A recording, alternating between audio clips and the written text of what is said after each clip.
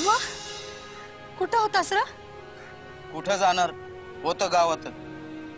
अरे माझा तरी विचार करायचा होतास रे. अगं तुझा विचार करूनच परत आलो मी. अरे असं काय करतोस रे? हे रागाच्या भरात तुला काहीतरी बोललं असतील, पण एवढं कशाला मनाला लावून घेतोस? नाहीतर काय करू सांग की, काय गुन्हा आहे माझा त्याच्यासाठी इतका भोगावा लागतंय मला?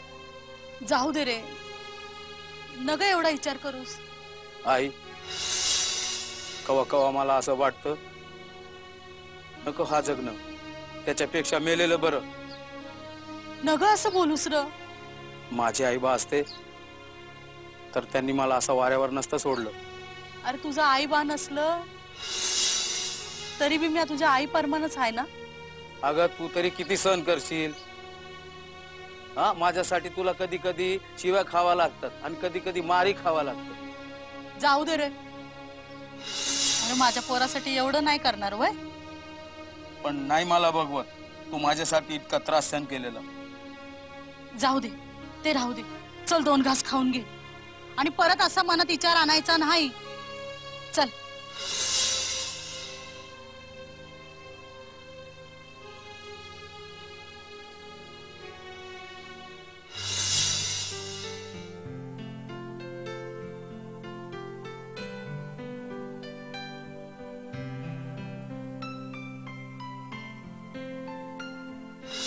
अगे मोने,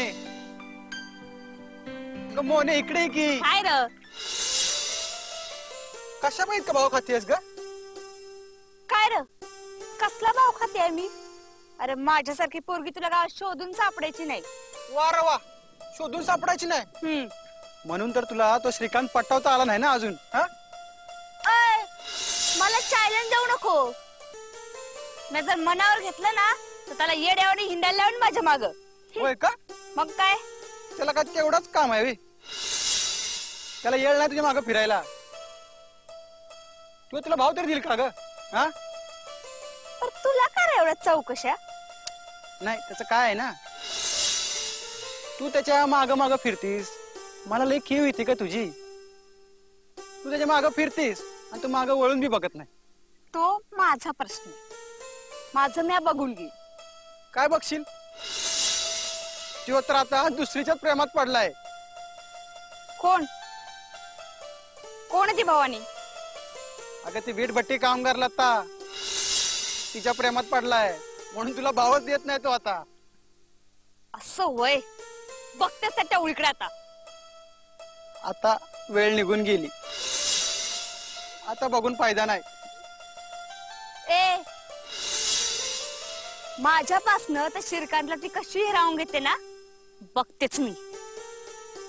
असं ना कोणी का, म्या बी आहे मोनिका. अरे वा,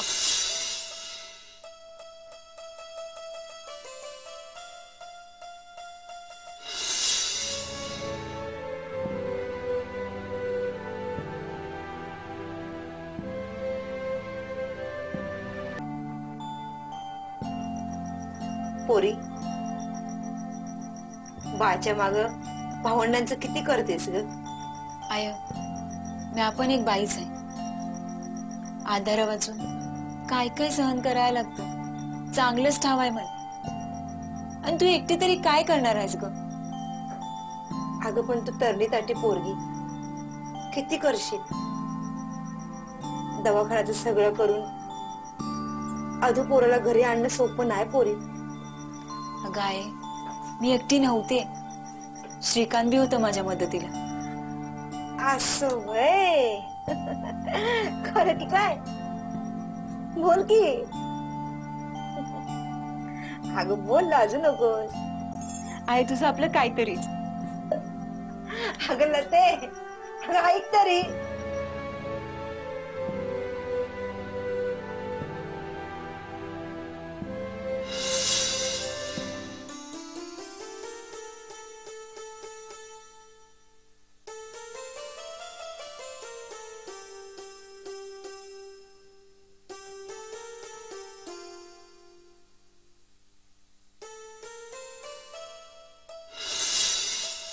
आला माझ्या स्वप्नातला राजकुमार.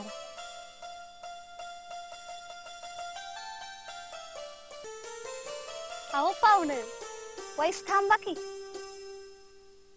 बोला. काय आजकाल लई सेवा करायला लागलात म्हणतात.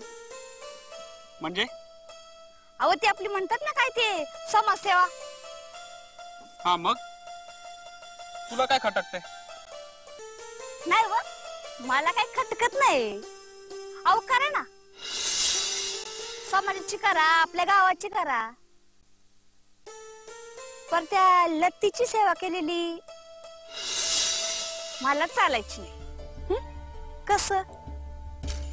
अरे वा, मग आता तर मी लताचीच मदत करणार. असं होय. मग पहिल्यांदा तिच्याकडे बघते आणि मग तुमच्याकडे. कस? हे बघ मोनिका, उगाच त्या बिचारीला त्रास देऊ नकोस. बिचारी होय. अगो बया, लय पुळ काढेल दिसतोय. ती चांगली आणि मी काय वांगली वय. पुण्यांदा सांगते, तिचा नाद सोडा. हे बघ, मी परत सांगतोय, तू मला सांगायची गरज नाहीये काय. बर, बघतेस तिच्याकडं. मी अभि नावाची मोनिका आहे.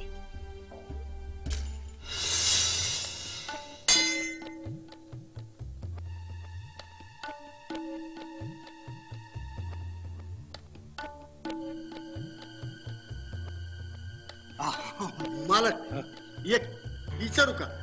त्याच्या तुम्ही काय मागितलं? दुसरं काम मागन लता. हाव मालक, त्या पाखराला दाणं टाकून टाकून म्या थकलो. अहो ते जाळ्यातच येईना. म्या काय म्हणतो, आपण दुसरं पाखरू शोधूया. फालतू गोष्टी नाही करायच्या. तुला माहिती आहे ना, एकदा आपल्याला एखादं पाखरू आवडलं का तेच, दुसरं नाही. हो पण मालक, हे प्रकरण तसं सोपं नाहीये. फिकर नको करू तू. यावेळी असं जाळ टाकलं ना का डाव आपलाच. पण मालक असं असं काय केलं तुम्ही? कळलं ना, वेळ आली का ती कळलं. पण लक्षात ठेव, लता आपली होणार. मालक डाव तुम्ही टाकला म्हणजे तुरपाचा एक्का तर टाकला असालच की. आता ओळखलं तुला बरोबर. पण मालक एक्का काहीतरी सांगतो ना, पत्ते खेळताना समोरच्याले आपले पत्ते माहित असत तर डाव पडन ना. पण जर नसन माहित तर डाव कसा रंगत जाईल असा रंगत जाईल. आणि एकदा डाव रंगला का जिंकणार कोण? आपण. वाह वाह, हा? जय भैरवनाथ. चला त्याच्यात बी अडकता तुम्ही. चला.